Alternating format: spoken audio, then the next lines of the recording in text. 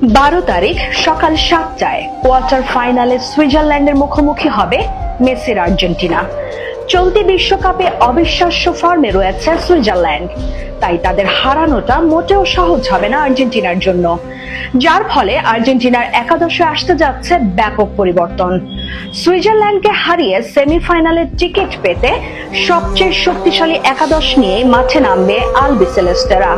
তাহলে চলুন দেখে নেওয়া যাক আর্জেন্টিনার শুরুর একাদশে জায়গা পাচ্ছে কারা। সুইজারল্যান্ডের বিপক্ষে গোলরক্ষকের জায়গায় আসছে না কোনো পরিবর্তন। এমিলিয়ানো মার্টিনেজি থাকছে মূল একাদশে। চলতি বিশ্বকাপে মার্টিনেজের সময়টা একটু খারাপ যাচ্ছে, তবু এই মুহূর্তে আর্জেন্টিনা দলের জন্য তিনি এখনো সেরা। ডিফেন্স লাইন ট্যাকেল দেওয়ার জন্য থাকবে 28 বছর বয়সী অ্যাটলেটিকো মাদ্রিদের স্টার বয় নাহুয়েল মলিনা।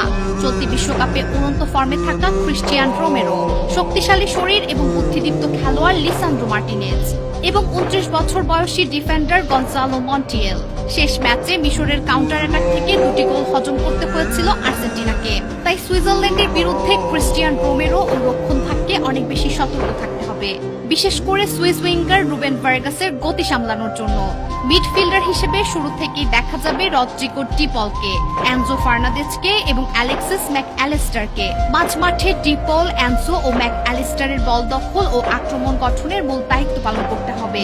আক্রমণ ভাগের জন্য থাকবে লিওনেল মেসি ও জুলিয়ান আলভারেজ জুটি।